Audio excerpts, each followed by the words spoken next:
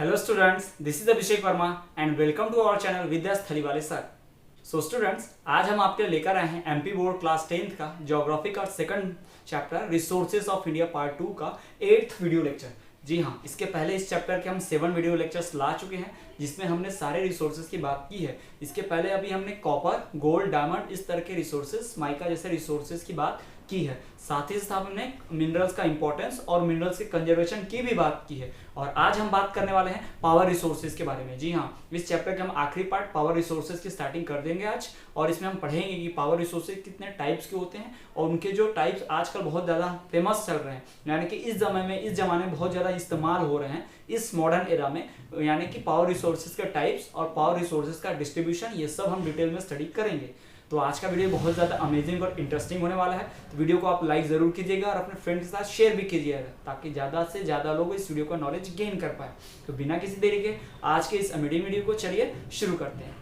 So student, जैसा कि हम जानते हैं कि ह्यूमन जो है एक एक्टिव बीइंग है। एक्टिव बीइंग है मतलब वो हमेशा वर्क परफॉर्म करता है, और वर्क परफॉर्म करने के लिए हमें चाहिए होती है एनर्जी और पावर। तो आज के मॉडर्न इरा से कंपेयर करने से पहले पुराने अगर समय की बात करें, एंशियंट टाइम्स में, तो मैन जो था ज़्यादा एक्टिव नहीं था। उसकी एक्टिविटी सिर्फ फूड, खाना जमा करने तक सीमित थी। तो वो जानवरों से काम लेता था और एयर, वाटर इस तरह की चीज़ों का इस्तेमाल करता था एनर्जी के लिए। लेकिन जैसे जैसे मैन एक्टिव हुआ और उसकी प्रोसेस, डेली एक्टिविटीज बढ़ गई और एडवांस होती चली गई, वैसे वैसे हमने पावर रिसोर्सेज के जो हमारे सोर्सेस है वो चेंज कर लिए। जैसे आज के मॉडर्न टाइम में बड़ी बड़ी मशीन्स को ऑपरेट करना होता है, फैक्ट्रीज को ऑपरेट करना पड़ता है। तो इन्हें ऑपरेट करने के लिए हमें क्या चाहिए?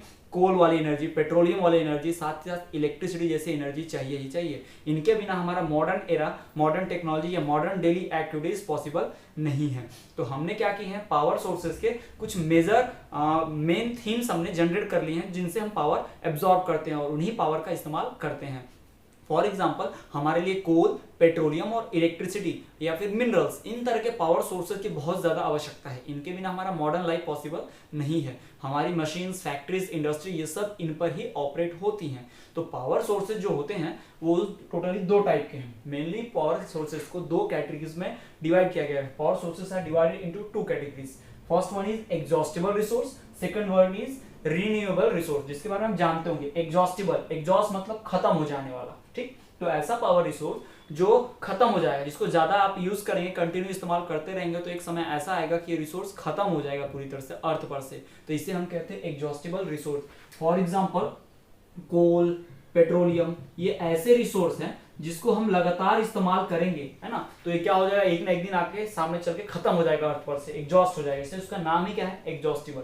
और उसके बाद है दूसरा रिन्यूएबल। रिन्यूएबल, एबल मतलब होना, फिर से नया बन पाना, रिन्यूएबल, फिर से नया बनना। ऐसा रिसोर्स जो फिर से नया बन सकता है, यानी खत्म होने के बाद फिर से नया बनने की क्षमता रखता है, उस तरह के रिसोर्स को कहते हैं हम रिन्यूएबल रिसोर्स। ये कभी खत्म नहीं होता है, it do not get exhaust, है ना। The resource which get exhaust after use is known as exhaustible resource. The resource which do not get exhausted after use is known as renewable resource, या फिर non exhaustible बोल सकते हैं हम चाहे तो ऐसा रिसोर्स जो बार बार बन जाता है इस्तेमाल करते हैं, रिन्यूएबल रिसोर्स बोलते हैं। फॉर एग्जांपल, हम इसमें सोलर एनर्जी, विंड एनर्जी, है ना, इन सबको हम ऐड कर सकते हैं। इलेक्ट्रिसिटी, इस तरह की चीजों को हम ऐड कर सकते हैं। तो ये हमारा हो गया पावर रिसोर्सेज का टाइप। तो इन्हीं पावर रिसोर्सेज को हम क्या कर रहे हैं, आजकल डेली में इस्तेमाल में ला रहे हैं। हमारे घरों से लेकर हमारे इंडस्ट्री तक, बड़े बड़े इंस्टीट्यूशन से लेकर हमारे कंस्ट्रक्शन साइट्स तक, इन सभी में हम क्या कर रहे हैं, इन्हीं पावर सोर्सेस का इस्तेमाल कर रहे हैं।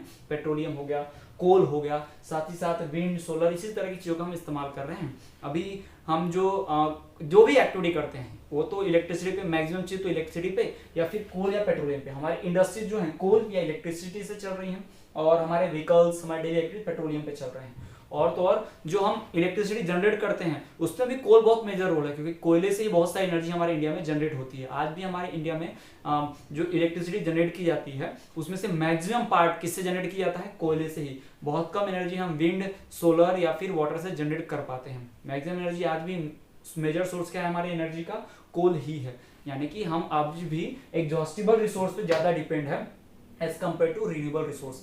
बट जिस तरह से मॉडर्न डेवलपमेंट हो रहा है उससे देखकर लगता है कि एग्जॉस्टिबल रिसोर्स बहुत जल्दी खत्म होने वाला है। तो हमारे लिए खतरे की घंटी बज चुकी है। हमें इस रिसोर्स से कहाँ शिफ्ट होना पड़ेगा, रिन्यूएबल रिसोर्स की तरफ शिफ्ट होना पड़ेगा। तो इन्हीं रिन्यूएबल और नॉन रिन्यूएबल या फिर एग्जॉस्टिबल रिसोर्सेज की हम बात करने वाले हैं। तो चलिए हम डिस्कस करते हैं इन फर्दर टॉपिक्स को। सो स्टूडेंट्स, पावर सोर्सेज की अगर हम बात करें, सोर्सेस ऑफ एनर्जी की हम बात करने वाले हैं पावर सोर्सेज को पढ़ने के बाद।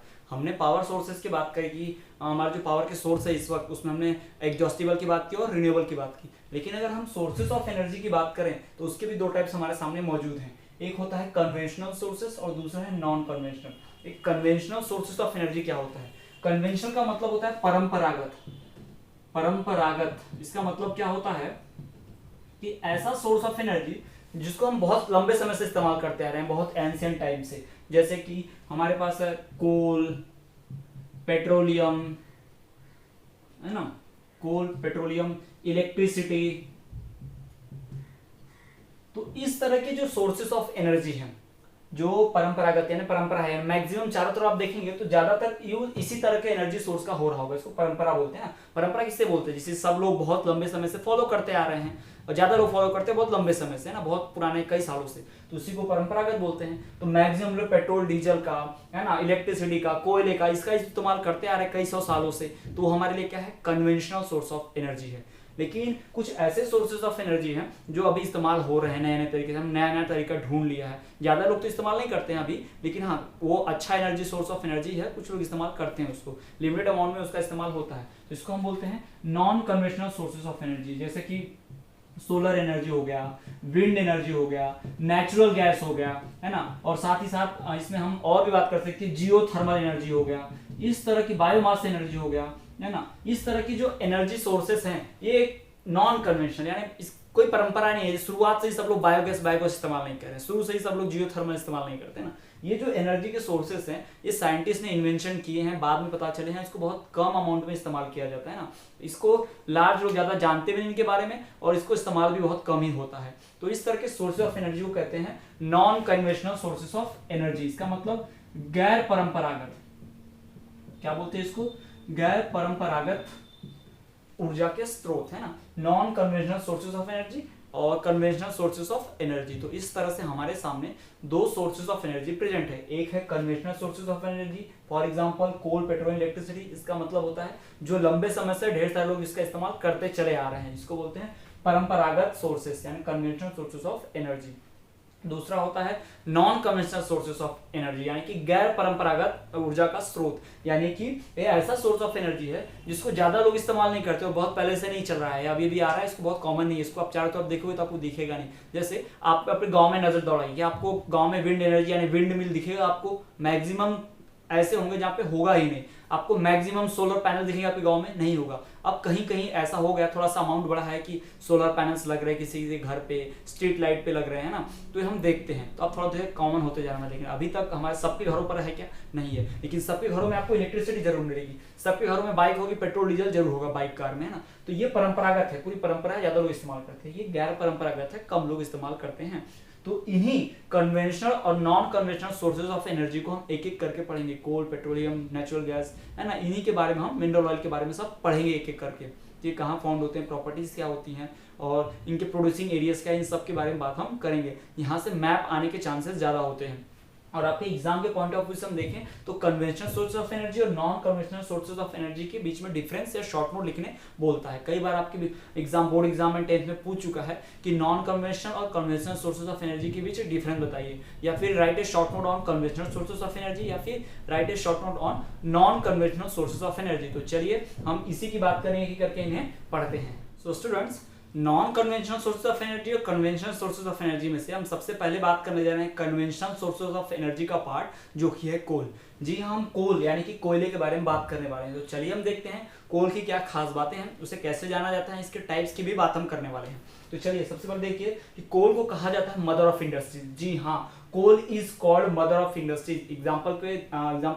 ऑब्जेक्टिव के रूप में याद रखिए, एग्जाम में अक्सर पूछा जा सकता है कि which is known as which source of energy या which element is known as mother of industry. Mother of industry किसे कहा जाता है, कुछ भी ऐसा आ सकता है मैचिंग में, ऑब्जेक्ट में, ब्लैंक्स में, ट्रू फॉल्स में। तो आपको ध्यान रखना है कि कोल को मदर ऑफ इंडस्ट्रीज कहा जाता है। क्यों? क्योंकि it is a basic fuel for industries, है ना। ये इंडस्ट्रीज के लिए क्या है? बेसिक फ्यूल है।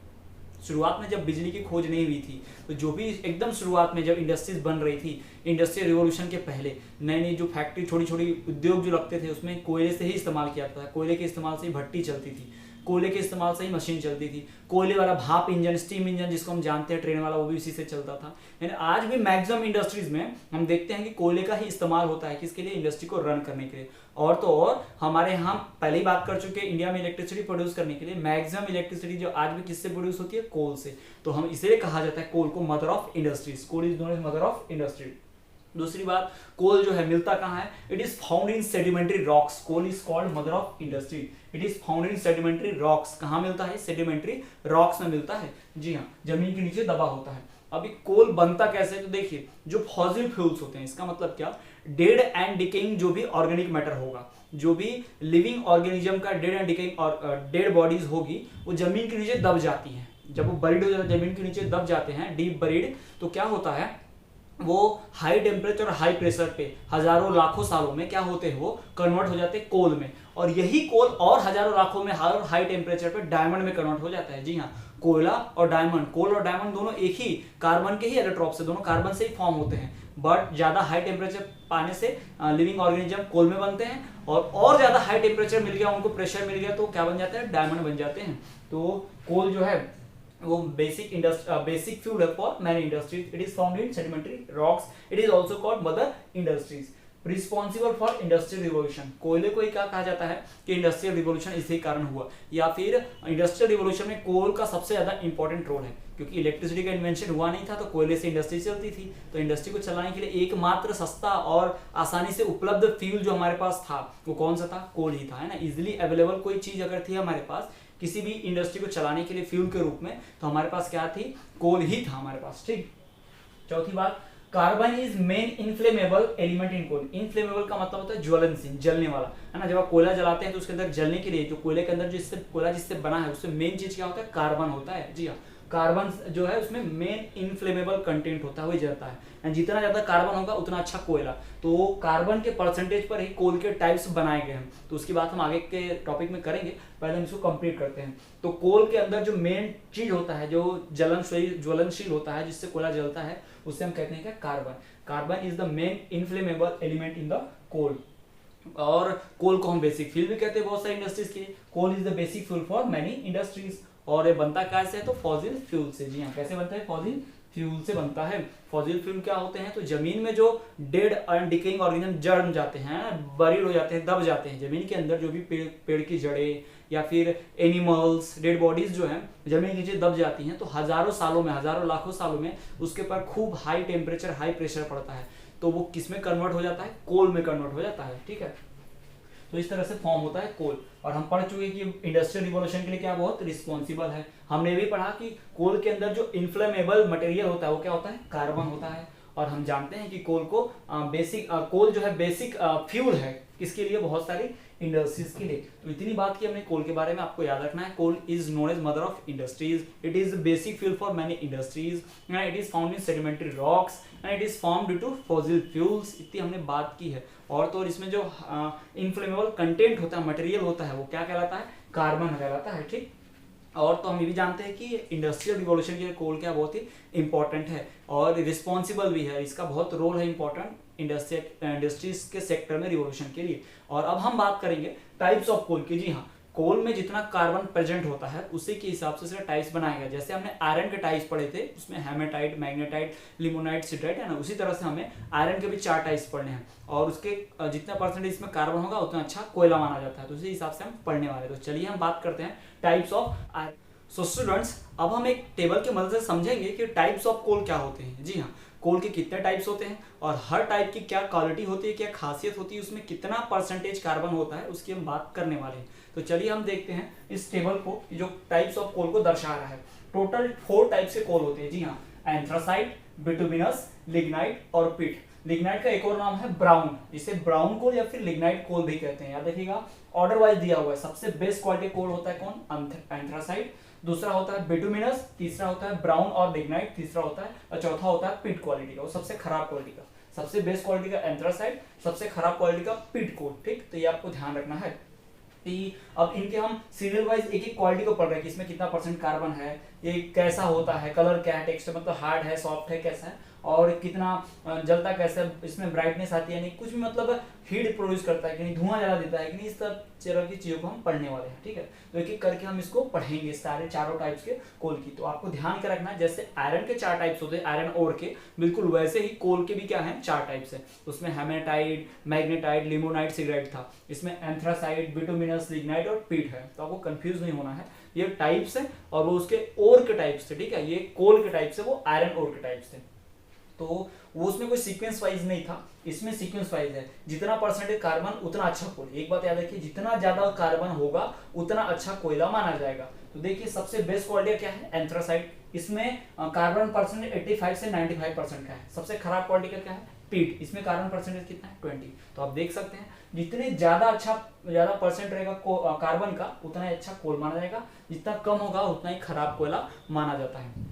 तो आप ये टेबल का स्क्रीनशॉट लेके रख लीजिएगा। ठीक है, चलिए हम शुरू करते हैं। तो एंथ्रासाइट जो है वो बेस्ट क्वालिटी का कोल है, जबकि बिटुमिनस जो है सेकंड बेस्ट क्वालिटी का, सेकंड ग्रेड का, सेकंड नंबर पे आता है अच्छी क्वालिटी में कोयला। और लिग्नाइट जो है वो पुअर क्वालिटी ऑफ कोल है, खराब कोयला है। और जो पीट है वो प्राइमरी फॉर्म ऑफ कोल है, यानी कोल जब बनना स्टार्ट होता है ना, तो उसका प्राइमरी जो स्टेज होता है, उसी स्टेज में जो कोयला मिलता है उसको हम क्या बोलते हैं, पीट। ये सबसे खराब टाइप का कोयला होता है। ठीक है, इसमें कार्बन परसेंट सबसे ज्यादा कम होगा, सबसे कम होगा। Anthracite best quality of coal, bituminous second grade of coal, और lignite poor quality of coal, and peat it is the initial form, primary form of coal. आपको ध्यान रखना अलग कौन सा है, बेस्ट क्वालिटी का एंथ्रासाइट और प्राइमरी फॉर्म ऑफ पीट। तो आपको पूछ सकता है पीट के बारे में या फिर एंथ्रासाइट के बारे में एग्जाम में, तो आपको ध्यान रखना है। Anthracite is the best quality of coal, bituminous is the second grade of coal, lignite is the poor quality of coal, while peat is the initial form और प्राइमरी फॉर्म ऑफ कोल। अब हम दूसरी बात करते हैं इनके carbon percentage कितना होता है। तो एंथ्रासाइड में 85 से लेके 95% तक क्या होता है, कार्बन भरा होता है। यानी एंथ्रासाइड कोल जो है 85 से लेके 95% क्या है, कार्बन है। अब इसमें कार्बन ज्यादा है तो ज्यादा अच्छे से जलेगा, क्योंकि हम पढ़े कोल में जो इन्फ्लेमेबल कंटेंट होता है क्या होता है, कार्बन होता है। जितना ज्यादा कार्बन उतना अच्छा जलेगा। और जो ज्यादा अच्छे से जलता है, कम धुआं प्रोड्यूस करता है। आपने साइंस में पढ़ा होगा कंबस्टन, जिसके बारे में पढ़ा होगा, कंप्लीट कंबस्टन के बारे में आपने पढ़ा होगा। जितना अच्छा कंबस्टन, कंप्लीट कंबस्टन होगा तो कम धुआं निकलेगा ना, वैसे ही। और जो बिटुमिनस है उसमें कितना परसेंटेज कार्बन है, 70 से 80% का कार्बन है। जो बिटुमिनस क्वालिटी का कोल है उसके अंदर कार्बन परसेंटेज कितना है, 70 to 80%। इसका एंथ्रासाइट से थोड़ा कम है क्योंकि ये सेकंड ग्रेड का क्वालिटी है। और लिग्नाइट है, लिग्नाइट का 40 से 55% कार्बन। लिग्नाइट से बिटुमिनस का थोड़ा ज्यादा है क्योंकि ये लिग्नाइट से अच्छा है लेकिन एंथ्रासाइट से खराब है। तो बिटुमिनस में कितना परसेंट कार्बन है, 70 to 80% कार्बन है। एंथ्रासाइट में 85 से 95% कार्बन, बेस्ट कोल। बिटुमिनस 70 से 80% थोड़ा कम है, तो थोड़ा सा लो क्वालिटी हो गया, मतलब सेकंड ग्रेड का क्वालिटी, बहुत ज्यादा अच्छा नहीं है, अच्छा है लेकिन बहुत ज्यादा अच्छा भी नहीं। Lignite poor quality of coal, इसमें कार्बन परसेंट 40 to 50%, आधा कार्बन है, आधा इसमें मॉइस्चर है, कुछ और एलिमेंट प्रेजेंट होंगे, तो ज्यादा अच्छे से नहीं जलेगा। क्या प्रोड्यूस करेगा, धुआं प्रोड्यूस करेगा, कम हीट देगा।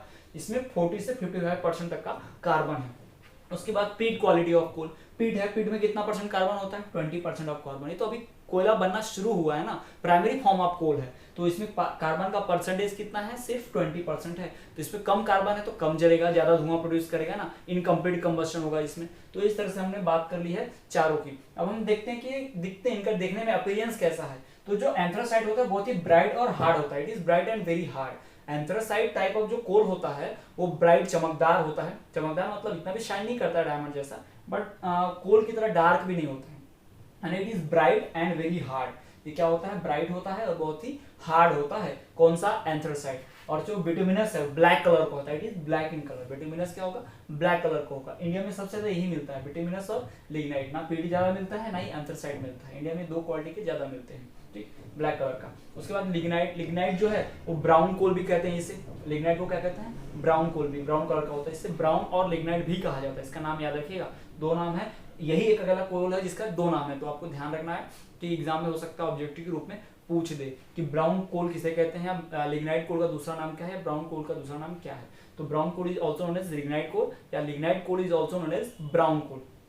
ठीक, जो पीट होता है वो कोयला कैसा होता है, उसका कोई कलर तो नहीं दिया गया है, वो भी हल्का ब्राउनिश होता है, लेकिन उसके अंदर ह्यूमिडिटी ज्यादा होती है, उसमें नमी बहुत ज्यादा होगी। 80% उसमें क्या होती है, ह्यूमिडिटी। 20% carbon, 80% humidity. ह्यूमिडिटी ज्यादा है तो अच्छे से जल पाएगा, क्यों नहीं जल पाएगा, क्योंकि ह्यूमिडिटी तो जलती ही नहीं है, वो तो नॉन फ्लेमेबल है ना। और हमें क्या चाहिए, इनफ्लेमेबल चाहिए, जलने वाला चाहिए ना, जैसे कि कार्बन, तो उसमें कार्बन है ही नहीं, बहुत कम है, 20% है सिर्फ, ठीक। और चौथी बात, जो एंथ्रासाइट है वो स्मोकलेस है एंड गिव्स मोर हीट। ये स्मोकलेस है, जब ये जलता है तो धुआं प्रोड्यूस नहीं करता, बहुत ज्यादा एनर्जी प्रोड्यूस करता है, बहुत हीट देता है, यानी ये कोयला सबसे अच्छा है, थोड़ा सा जलाओगे बहुत ज्यादा हीट मिलेगी और कुछ भी धुआं नहीं होगा, यानी लेस पॉल्यूशन कॉजिंग कौन सा है, तो एंथ्रासाइट है।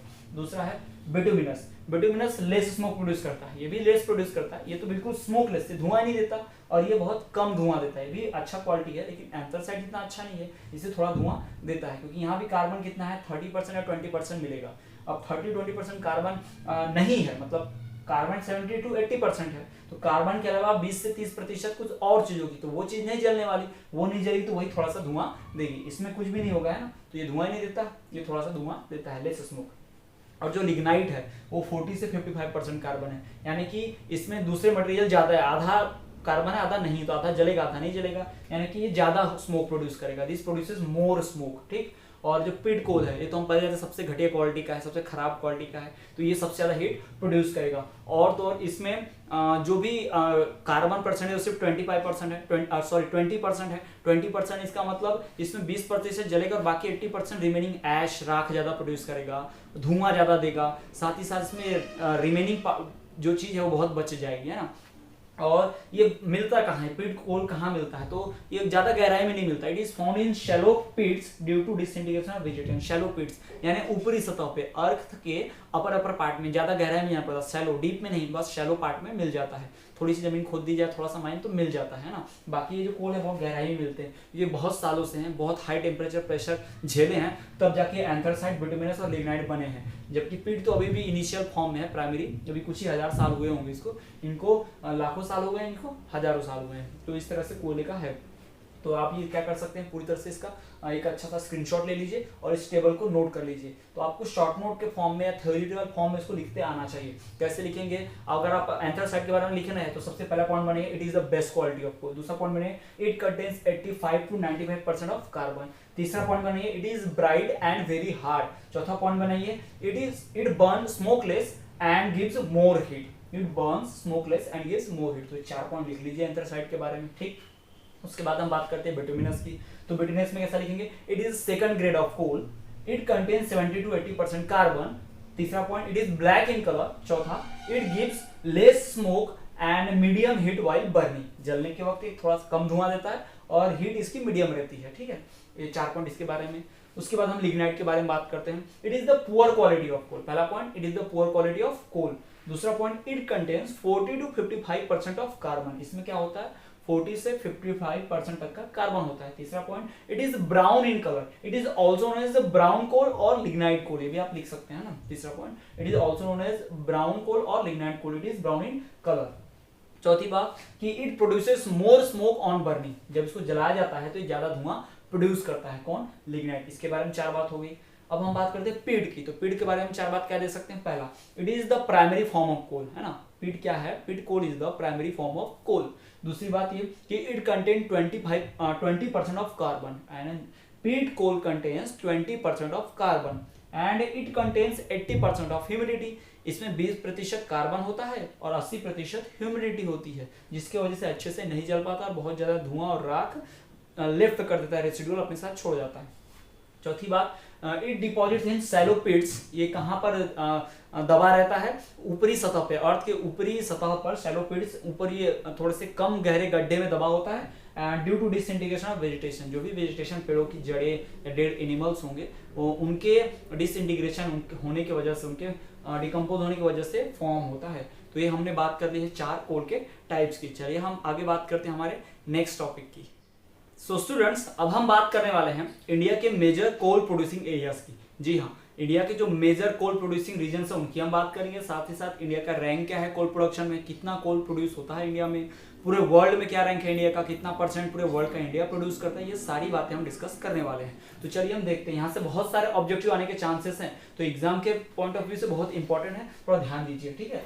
India ranks 3rd in the world, जी हाँ, इंडिया का रैंक 3rd आता है पूरे वर्ल्ड में कोल प्रोडक्शन में। India ranks on 3rd position in the world for the production of coal. पूरी दुनिया में भारत का 3रा स्थान है कोयला उत्पादन में, कोयला प्रोड्यूस करने में, जी हाँ। दूसरी बात कि इंडिया जो है पूरे वर्ल्ड में से जितना भी कोयला प्रोड्यूस होता है उसमें से 4.7% इंडिया प्रोड्यूस करता है। About 4.7% of total coal of the world is produced by India. जी हाँ, भारत पूरे देश का पूरी दुनिया का 4.7% कोयला उत्पादन करता है। पूरे वर्ल्ड का 4.7% ऑफ कोल कौन प्रोड्यूस करता है? इंडिया प्रोड्यूस करता है। इससे इंडिया का रैंक क्या आता है? थर्ड आता है पूरे वर्ल्ड में कोल प्रोडक्शन में। एक दूसरी बात, कोल रिजर्व जो है वो मेनली झारखंड और छत्तीसगढ़ में, इंडिया के जो भी पार्ट है, जो भी स्टेट्स है, उसमें सबसे ज्यादा कोल रिजर्व जो मिलते हैं कहाँ मिलते हैं? हमारे झारखंड और छत्तीसगढ़ में। Coal reserves are found mainly in Jharkhand and Chhattisgarh.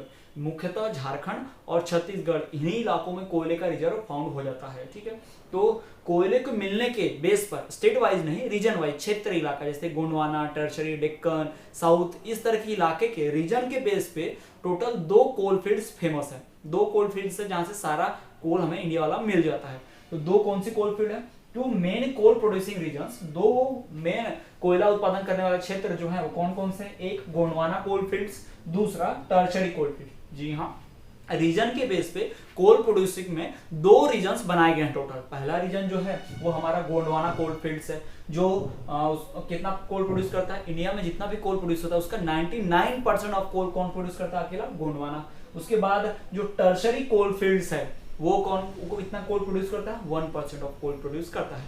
जी हाँ, कोयले को रीजन के बेस पे कोल प्रोडक्शन जो है और रीजन के बेस पे 2 भागों में डिवाइड कर दिया है। एक गोंडवाना कोल फील्ड्स जो 99% ऑफ कोल प्रोड्यूस करता है इंडिया का, और दूसरा जो है टर्शरी कोल फील्ड जो 1% कोल प्रोड्यूस करता है हमारे इंडिया का। तो गोंडवाना फील्ड में जो है हमारा एरिया, जैसे कि झारखंड, वेस्ट बंगाल, छत्तीसगढ़, मध्य प्रदेश और महाराष्ट्र, ये पूरा इलाका जो है ये किसमें आता है? गोंडवाना कोल फील्ड्स में आता है। फिर से हम बोल रहे हैं, रिपीट कीजिए, ध्यान रखिएगा कि मध्य प्रदेश, महाराष्ट्र, छत्तीसगढ़, झारखंड और वेस्ट बंगाल वाला जो पूरा इलाका है ये किसमें आता है? गोंडवाना कोल फील्ड्स में आता है। गोंडवाना लैंड का पार्ट था पहले, इसलिए गोंडवाना कोल फील्ड से कहा जाता है। ठीक, और यहीं से पूरे इंडिया का 99% कोल यहीं से प्रोड्यूस कर देते हैं। यानी अबाउट 4% से भी ज्यादा कोल तो यहीं प्रोड्यूस होता होगा पूरे वर्ल्ड का। ठीक, इन्हीं एरिया से। उसके बाद जो 1% कोल है वो कहाँ से प्रोड्यूस होता है? टर्शरी कोल फील्ड से। जो टर्शरी कोल फील्ड्स हैं वो साउथ के कुछ एरिया जैसे कि और राजस्थान, थोड़ा सा गुजरात, तमिलनाडु, कर्नाटका, इन स्टेट से थोड़ा थोड़ा कोल प्रोड्यूस होता है, तो इन्हें हम टर्शरी कोल फील्ड्स कहते हैं। इनसे सिर्फ 1% कोल ही प्राप्त हो पाता है हमारे इंडिया का, जबकि 99% कोल कौन प्रोड्यूस कर देता है? Gondwana coal field. तो ये हमने देखा कोल प्रोड्यूसर्स के एरियाज के बारे में। जी हाँ, हमने पढ़ा कि इंडिया का रैंक जो आता है कोल प्रोडक्शन में कौन सा आता है? थर्ड है। पूरे वर्ल्ड में India ranks on third position in coal production. फिर हमने पढ़ा कि पूरे वर्ल्ड का 4.7% कोल कौन प्रोड्यूस करता है? इंडिया प्रोड्यूस करता है। पूरे दुनिया का जितना भी कोल प्रोड्यूस होता है 100%, उसमें से 4.7% कौन प्रोड्यूस करता है? हमारा इंडिया प्रोड्यूस करता है। दूसरी बात, जो कोल रिजर्व है मेनली वो कहाँ पर है? झारखंड और छत्तीसगढ़ में।